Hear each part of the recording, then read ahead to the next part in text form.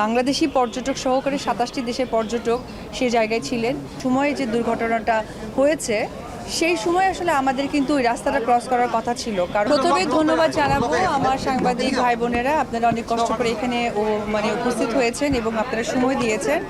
আসলে মাত্র নেপাল থেকে আসলাম। আমি যেখানে ছিলাম পোখরাতে, সেখান থেকে প্রায় দুই তিন ঘন্টা দূরত্বে আসলে এই ঘটনাটা ঘটেছে খুব আকস্মিকভাবে। এখানে আমি সহকারে আমাদের শিকার টিম, যেহেতু আমি শুটিংয়ে ছিলাম শিকার টিম, আমরা ইনশাআল্লাহ সহি সালামতে পুরো টিমটাই ঢাকা ফিরেছি। তবে মানে খুব আতঙ্কের বিষয় হচ্ছে, কারণ এই ঘটনাটা ঘটেছে ২৬ তারিখে, আর ২৭ তারিখে বাস নিয়ে আসলে আমার টোটাল টিমকে, যারা ক্রু আছেন তাদের আসলে কাঠমান্ডু ঢোকার কথা ছিল।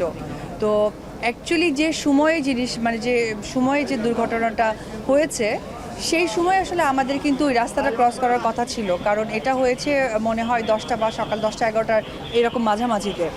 তো আল্লাহর কাছে শুকরিয়া এবং আপনাদের সকলের দোয়ায় শিকার টিমের প্রত্যেকটা মানুষ আসলে তার পরের দিন মুভ করার কথা ছিল, ২৬ তারিখে নয়। তো এই যে আল্লাহ তাআলার একটা অশেষ রহমত এবং আগাম বার্তা, এটার জন্য আমি আল্লাহর কাছে শুকরিয়া। এবং আমি যতটুকু শুনেছি অনেক বাংলাদেশি পর্যটক সহকারে ২৭টি দেশের পর্যটক সে জায়গায় ছিলেন। তো এটা আসলে খুবই দুঃখের এবং খুবই কষ্টের, যেটা আসলে ভাষায় প্রকাশ করার মতো নয়। কারণ হয়তোবা তারা আমার আপনজন নয়, কিন্তু তারা আমার আপন এবং আপনাদেরও আপন। তো সুতরাং বলবো যে আমরা সহি সালামতে শিকার টিম সুন্দর সুস্থভাবে ঢাকায় ফিরেছি। আপনারা হয়তোবা জানেন যে এই যে দুর্যোগটা ঘটেছে গত ২৬ তারিখে, এটা বিগত ৯ মাস আগে নাকি তাদের একটা বার্তা ছিল, কিন্তু সেটাকে হয়তোবা খুব একটা আমলে নেননি।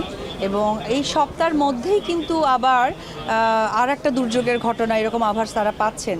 আসলে সত্যি বলতে গেলে যে যাদের খুব বড় ক্ষতিগ্রস্ত হয় এটা তারাই বলতে পারে। এবং যেহেতু আমরা স্বচক্ষে তাদের নেপালিদের কথা শুনেছি, আজহারি দেখেছি, এটা আসলে কী ভাষায় বলবো বা কীভাবে বলবো এটা আমার আসলে জানা নেই। দেশে দেশে সবার সাথে দ্য নিউজ।